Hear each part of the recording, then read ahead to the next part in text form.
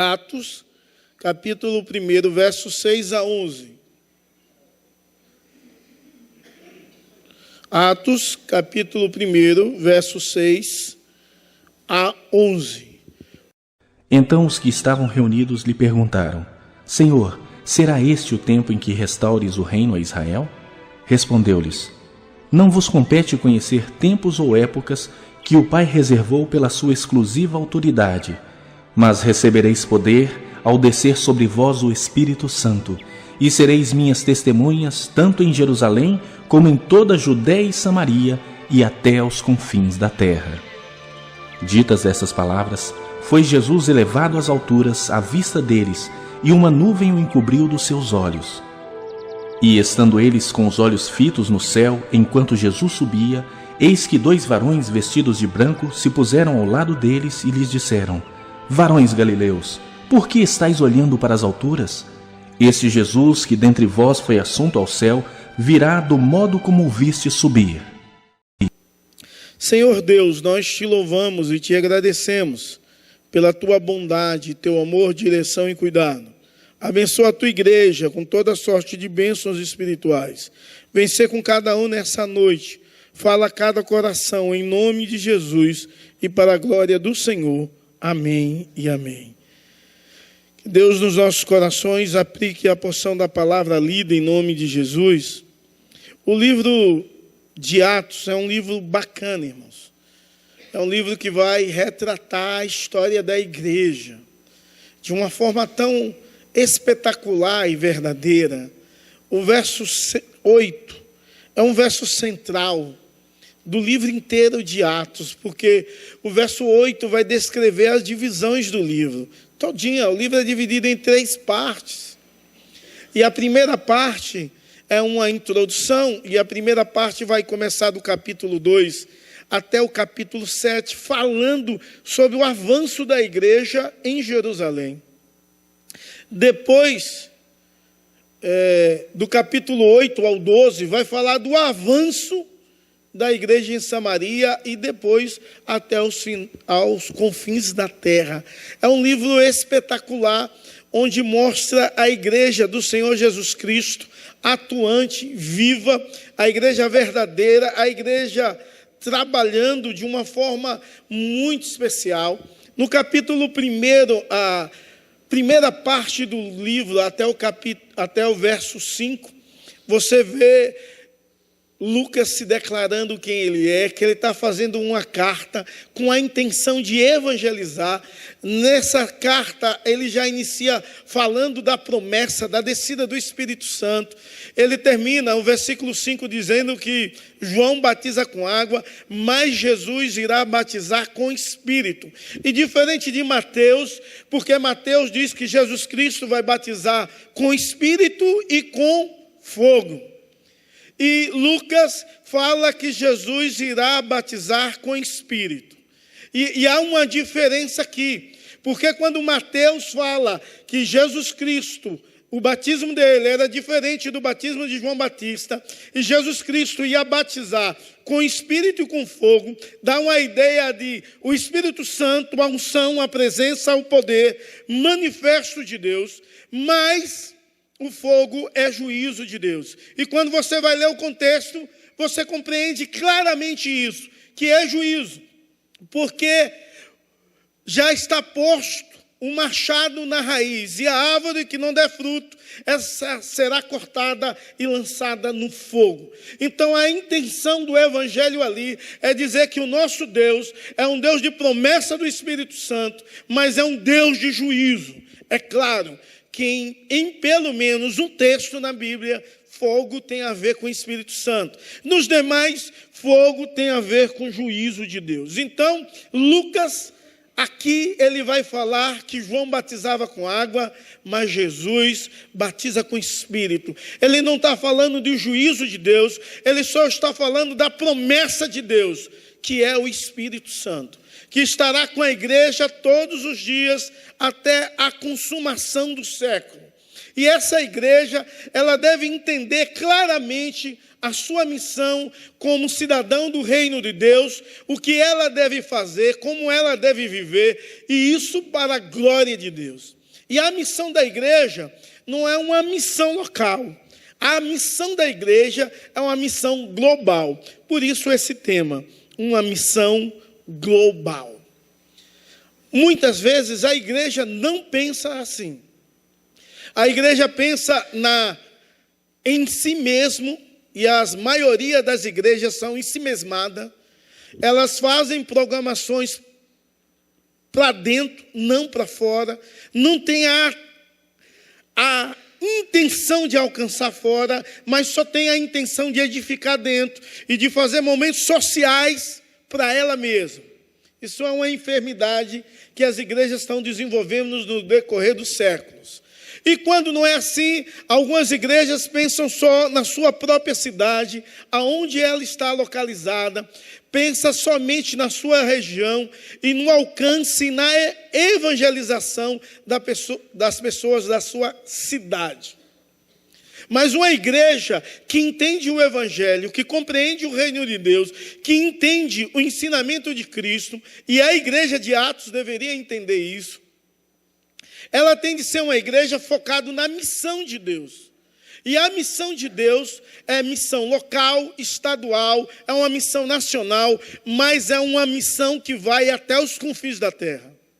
E a igreja deve pensar nisso de várias formas e se envolver com isso em várias frentes. A igreja pode orar por nossa cidade. A igreja pode orar pelo nosso estado. A igreja pode orar em prol da nossa nação. A igreja pode orar em prol do mundo, para que Deus salve. Mas a igreja pode enviar sustentos, aqui e ali e acolá. E a igreja pode ser chamada para ir lá, ministrar o evangelho, aonde tiver necessidade.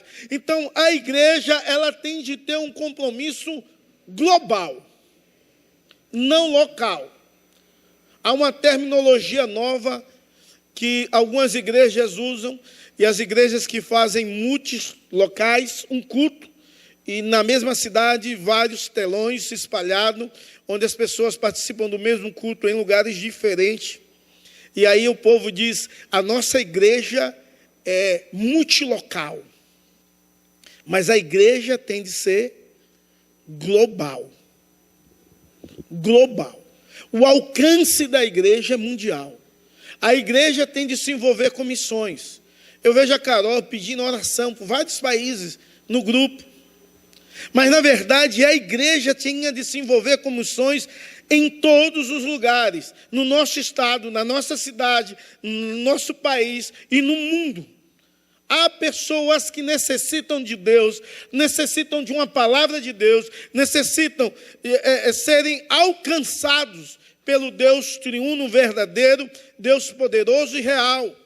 E a igreja precisa entender, a sua missão não é uma missão normal, é uma missão extraordinária que Deus conferiu a você como igreja de Cristo. E nesses versos que nós lemos, vai falar justamente sobre isso, sobre a missão da igreja de forma mundial. A missão da igreja de uma forma tão maravilhosa que deveria expandir as suas fronteiras de tal forma onde Deus possa ser glorificado e alcançado por outras pessoas. Uma missão global. Essa é a missão da igreja. E quando eu falo de igreja, é missão da igreja local e missão de você, indivíduo, como igreja de Cristo. Talvez você não tenha feito nada pela missão de Deus, nada em evangelização, nada em correr atrás do que está necessitando da bondade e do carinho de Deus. Em primeiro lugar, uma igreja que entende a missão global, ela compreende de forma certa o reino de Deus. Ela entende o reino de Deus, ela compreende as nuances desse reino de Deus.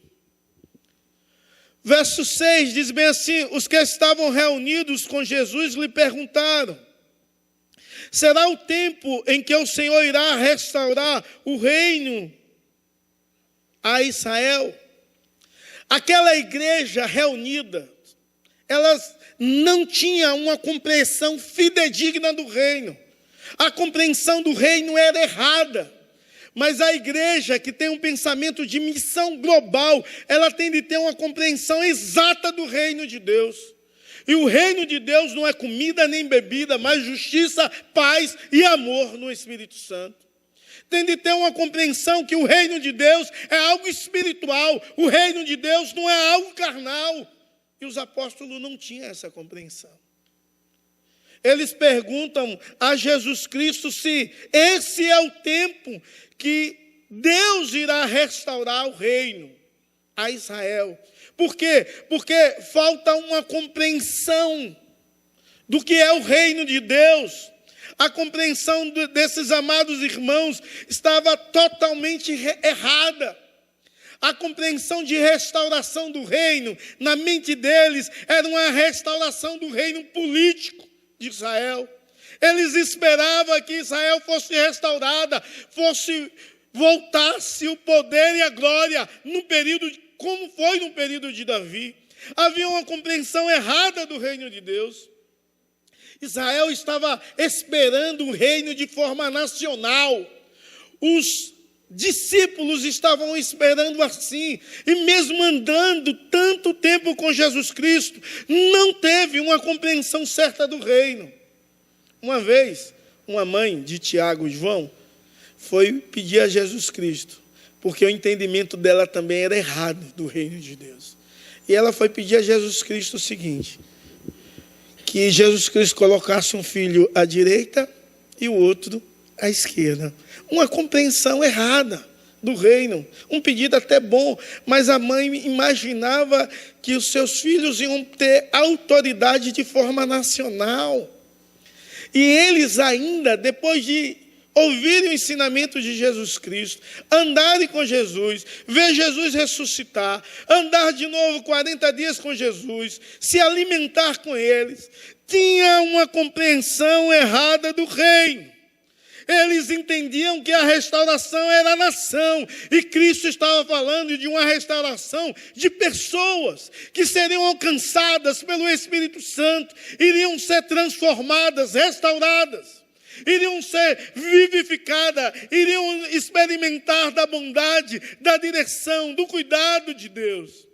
Então eles queriam saber quanto é o tempo, é esse o tempo da restauração. E a palavra tempo aqui é cronos, no verso 6. Mas a resposta de Cristo, no verso 7, ele responde, diz: não cabe a vocês conhecer tempos ou época em que o Pai fixou a sua própria autoridade.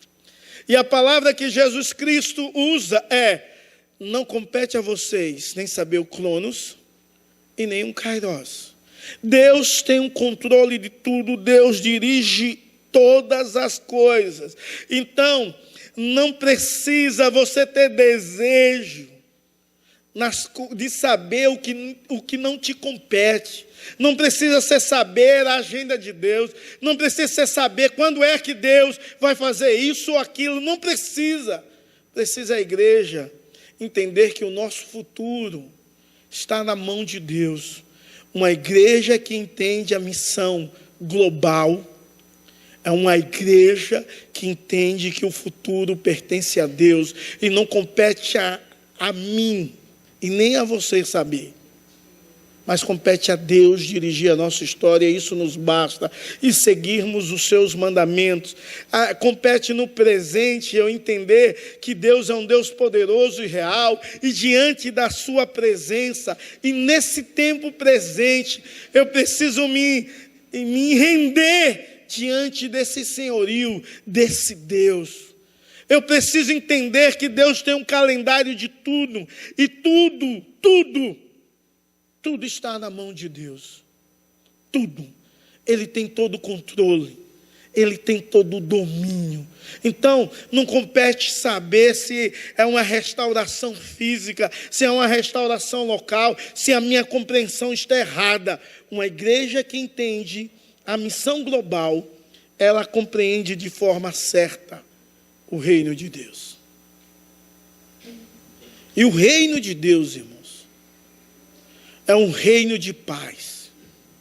O reino de Deus é um reino onde pessoas pecadoras, que foram redimidas pelo Senhor Jesus Cristo, aprendem a perdoar. O reino de Deus é um reino de amor. O reino de Deus é um reino de unidade, onde todos se somam, dão as mãos, apesar das diferenças, mas trabalha com um propósito muito bem firmado: a glória de Deus, a exaltação do reino de Deus, extraordinário e magnífico. Então, uma igreja que entende a missão global, e nós como igreja precisamos entender a missão global. E Jesus Cristo não repreende os discípulos quando ele responde, mas eles ensinam que Deus é Senhor do tempo. E na forma dele, do tempo dele, Deus vai agir com poder e graça. Jesus não tira a esperança, por mais que seja tola deles. Mas Jesus ensina a realidade de um Deus que tem domínio, de um Deus que tem controle, de um Deus que age em todos os momentos. Seja no Cronos ou no Kairos, ele age com poder e graça. Mas uma igreja que entende a missão global, ela faz a missão. E o verso 8, eu quero chamar a sua atenção, que diz assim: mas vocês receberão poder ao descer sobre vocês o Espírito, e serão minhas testemunhas, tanto em Jerusalém como em toda a Judeia e Samaria e até os confins da terra. A igreja faz a missão. E para a igreja fazer uma missão, a igreja tem de entender a promessa. E a promessa de Deus é o Espírito Santo, porque sem ele não há possibilidade do exercício da missão de Deus. É necessário o Espírito Santo. Sem o Espírito Santo não há poder miraculoso. Sem o Espírito Santo não há poder para testemunhar de forma eficaz. Sem o Espírito Santo não há avanço até os confins da terra. Então a igreja do Senhor e Salvador Jesus Cristo é uma igreja que entende a promessa do nosso Deus, que entende a promessa de derramar o seu Espírito. A igreja que entende a missão é uma igreja que já recebeu o Espírito e ela é guiada pelo Espírito Santo. E sabe que a eficácia do Evangelho não está em pessoas, está na ação do Espírito Santo, que vai fazer o que lhe apraz aos ouvidos daqueles que o ouvem. Quando a igreja compreende isso, ela faz a missão, entendendo que ela tem de falar do reino de Jesus Cristo, do amor de Deus, a outras pessoas, mas compreendendo que quem convence o homem da justiça e do juízo é o próprio Espírito Santo. E se somos guiados pelo Espírito Santo, e se temos o Espírito Santo, precisamos testemunhar a respeito desse Deus. E a ordem do verso 8 é de ser testemunhas. A igreja precisa testemunhar de Jesus Cristo, testemunhar do que tem visto, testemunhar do que tem sentido e testemunhar do que Deus tem feito na sua vida. Os apóstolos eram testemunhas oculares. Eles poderiam dizer de forma fidedigna tudo que Jesus Cristo fez, como ele viveu, como ele ensinou. Mas nós também somos testemunhas desse mesmo nível. Você não experimentou a transformação de Deus? E como foi que Cristo fez? Você pode dizer: um dia ele me chamou e o seu chamado foi irresistível. Eu não consegui resistir, me rendi a ele. E minha vida foi transformando. Algumas vezes eu orei, ou todas as vezes que eu orei, Ele sempre respondeu de forma extraordinária.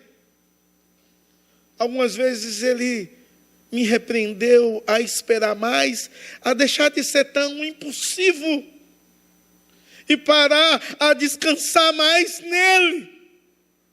Mas essa palavra testemunha no original é mártir. E essa palavra tem essa segunda ideia para nós, é aquele que dá a vida por uma causa. Ou seja, aquele que dá a vida pelo testemunho de Jesus Cristo. A ordem é: serão minhas testemunhas. Vocês devem viver com o propósito de testemunhar e, se possível, morrer testemunhando a minha grandeza. A igreja precisa disso. Quando olhamos para a igreja de Atos, devia causar vergonha em todos nós ao lermos essas coisas, que tem muita gente que não tem coragem de abrir mão de nada, e Cristo está chamando pessoas para abrir mão da vida. Da vida. Sabe, irmãos, a igreja que entende a missão global é uma igreja que entende a promessa, mas que recebe a ordem de Cristo. E sabe que essa ordem é intransferível. Essa ordem é para mim e para você. Essa ordem é para todos aqueles que têm o Espírito Santo de Deus em sua vida. E depois de ouvir a ordem, essa igreja entende os limites dessa ordem. Eu devo ser testemunha aonde? E o verso 8 continua: em Jerusalém, onde você está, em toda a Judeia, no seu estado, em Samaria, nos demais estados e na sua nação, e até os confins da terra. A igreja testemunhou em Jerusalém, capítulo 1 ao 7, testemunhou em Judeia e Samaria, capítulo 8 ao 12, e nesse testemunho ela quebrou as barreiras das quais ela tinha com o samaritano, e ela testemunhou ao mundo, quebrando todas as barreiras de divisões com os gentios. No verso 13, do capítulo 13 ao capítulo 28, a igreja entendia que devia testemunhar de Deus e da bondade de Deus constantemente.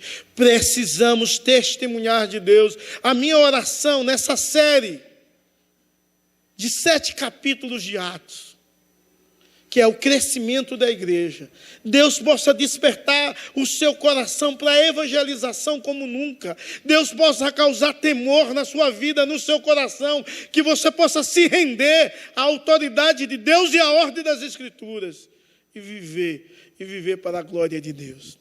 Mas é interessante que a palavra aí diz que eles vão receber poder. No verso 8. E a ideia de poder, e esse termo é dinamis, é explosão no grego. A ideia de poder é uma ideia que passa logo pela nossa mente de milagres, sinais e prodígios. É claro que Marcos vai falar que os sinais irão acompanhar aqueles que creem. E eu acredito fielmente nesse texto. Porém, esse texto de Atos, o poder, não é para fazer sinais, maravilhas. O poder é o poder de testemunhar. O poder é o poder que Deus te dá ao ponto de você dar a sua vida, de você negar as suas vontades para fazer a vontade de Deus. E é esse poder que aqui em Atos, Lucas, o médico, que foi evangelizado e alcançado pelo evangelho pregado por Paulo, segundo a história, ele se depara com essa realidade e ele ensina que a igreja vai receber poder para evangelizar. E quando há, em Atos 2, a manifestação do poder do Espírito Santo, todos eles testemunham na língua do povo que ali estão. Língua como se fosse de anjos. Eles testemunham idiomas, sendo pregado Jesus Cristo, e o apóstolo Pedro prega para os judeus e todos eles pregam a mesma pregação. E o poder de Deus ali é um poder de testemunhar a grandeza de um Jesus Cristo que se deu, viveu e morreu por amor a mim e a você, e deseja transformar a minha e a sua história. E o Deus que transformou a minha e a sua história é poderoso para transformar a história do outro. O Deus que salva, que cura, que liberta, que transforma, que restaura, é um Deus poderoso para salvar, libertar, restaurar a vida do outro. E a igreja precisa acreditar que Deus te deu esse poder através do Espírito Santo que age em você. Esse poder que é como se fosse uma explosão. Quando o evangelho é anunciado por você, é como se fosse uma explosão que o outro vai sentir. Uma explosão espiritual. Você precisa exercitar. Então você poderia se despertar para evangelizar, para falar de Jesus Cristo, para anunciar Jesus Cristo aqui, ali, acolá, para orar por uma igreja fora do país, para ajudar um missionário fora do Brasil. Eu converso com vários missionários e ajudo alguns. Tanta gente, cara, que precisa de uma oração. Precisa abrir o coração com alguém missionário que está vivendo uma luta e não tem ninguém com poder para testemunhar de Jesus, dizer, ó, o Deus que operou no passado e abriu portas, o Deus que faz milagre, o Deus do impossível, é o Deus verdadeiro, apesar dele saber isso, mas há momentos que nós precisamos ouvir isso. E você precisava ser usado com esse poder. O seu vizinho, ontem eu acordei de madrugada com o vizinho brigando com a mulher, mandando ela ir embora. Imagine um barulho, a altura. E eu tenho um sono pesadíssimo, irmãos. Minha esposa sabe disso. Para eu acordar, a gente morou em uma casa lá em Minas Gerais, quando eu era evangelista da igreja, e botavam shows ali embaixo. As paredes tremiam do barulho, para você ver a intensidade. E eu dormia, velho. Você vê um negócio desse. Parede tremendo, o som tão alto, a parede treme, e eu dormia. E ela, coitada, ficava a noite toda acordada. E eu dormindo, né? Mas tinha pena dela. Mas ontem eu acordei, porque nunca vi um negócio daquele barulho. Lá é um silêncio onde a gente mora, e um barulho, o cara mandando a mulher embora, e não sei porque você não está aqui. E ela reclamando com ele e tal. E meu Deus do céu.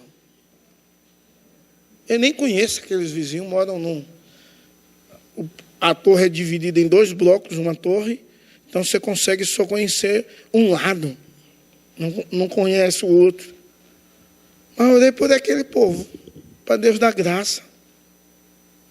Para Deus alcançá-los, para Deus mandar alguém que pudesse trazer uma palavra de amor, de paz, de esperança. A igreja, irmãos, que entende que a sua missão é uma missão global. Ela vive uma vida focada na volta de Cristo.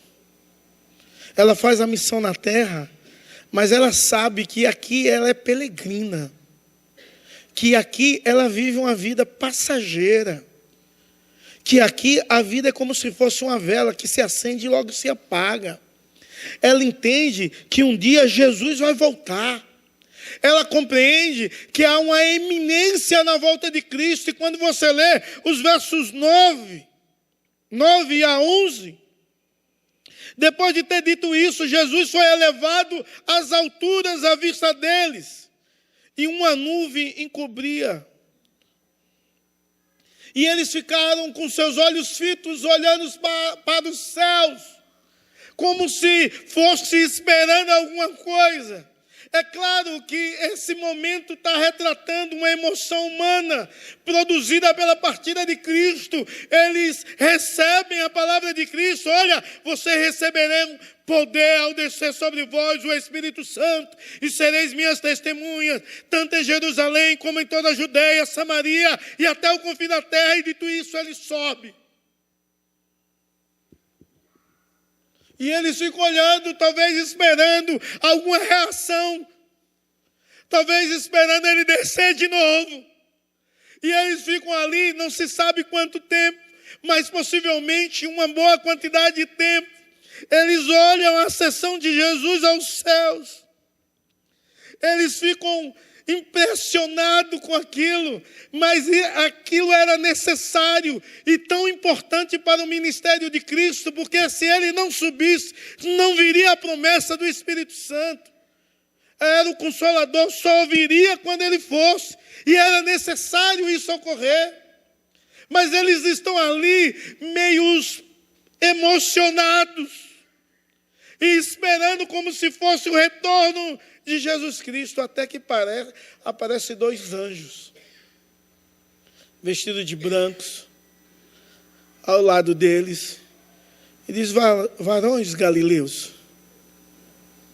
o Cristo que vocês veem subir, ele vai descer do mesmo modo. Não fique aqui. Em outras palavras, os anjos que são servos do povo de Deus disseram assim: vocês têm de cumprir o que ele disse. Não fica aqui olhando para os céus. Vocês têm de entender que ele, da mesma forma que ele subiu, ele vai descer, e ele vem com poder e graça. E ele voltará a qualquer momento, e a igreja deve cumprir a sua ordem e viver para a sua glória, viver como cidadão do reino de Deus. Porque Jesus voltará. Da mesma forma que ele subiu, ele vai voltar. Jesus vai voltar. E a retrato das 10 virgens que esperavam o noivo, e o noivo demorou, e 5 delas, que eram nécias, loucas, gastaram os seus azeites. Como é a sua perspectiva de vida? A igreja que faz a missão, a perspectiva dela não é na terra. A perspectiva dela é nos céus. A perspectiva da igreja é em Deus. A perspectiva da igreja é no Deus Todo-Poderoso. E é que Ele vai voltar. Ele vai voltar. Então ela vive nessa perspectiva, ela vive nessa esperança, e ela vive preparada para a volta de Cristo em obediência a Ele constantemente, servindo e servindo com alegria. Você tem sido essa igreja de Cristo? Uma igreja que entende a missão global, a vida dela é focada na volta de Cristo. E Ele vai voltar. Se você acha que está demorando a volta, não é desculpa para viver uma vida desleixada. Não é desculpa para viver uma vida como um nécio ou louco ou louca. Você precisa entender que da mesma forma que Ele subiu, e Ele virá. E o nosso Deus virá com poder para julgar a terra, e todo olho verás, e toda língua confessarás que Ele é o Senhor, para a glória de Deus Pai. Esse Deus Todo-Poderoso está voltando. Queira Deus, na sua volta, você possa ser chamado assim: vinde bendito do meu Pai. Possua por herança o que está prometido antes da fundação do mundo.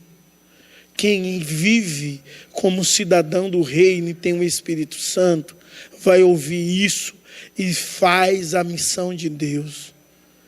Na cidade, no estado, na nação e no mundo. Porque acredita na restauração espiritual que o Espírito Santo está fazendo em vidas que precisam dele. Que Deus possa te abençoar e que de fato você possa fazer a missão de Deus. que você tenha uma compreensão correta, certa do reino de Deus, que você faça a missão de Deus e que você viva uma vida focado, não nas coisas terrenas, porque isso tudo vai passar, mas focado na esperança eterna da volta de Cristo. Que Deus te abençoe, em nome de Jesus. Vamos ficar em pé? Vamos orar?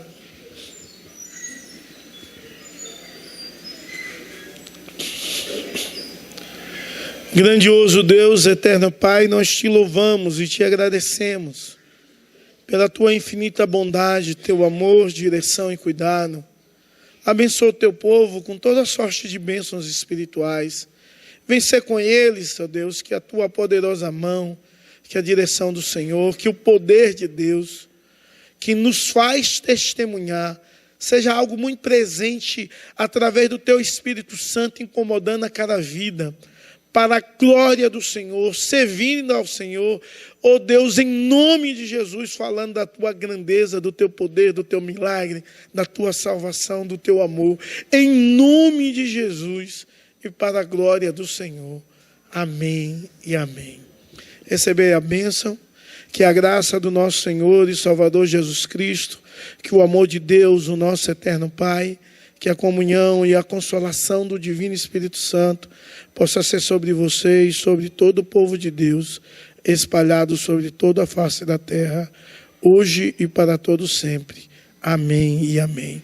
Deus te abençoe e você é desafiado a testemunhar do amor de Deus, da bondade de Deus, em nome de Jesus e para a glória do Senhor. E em paz.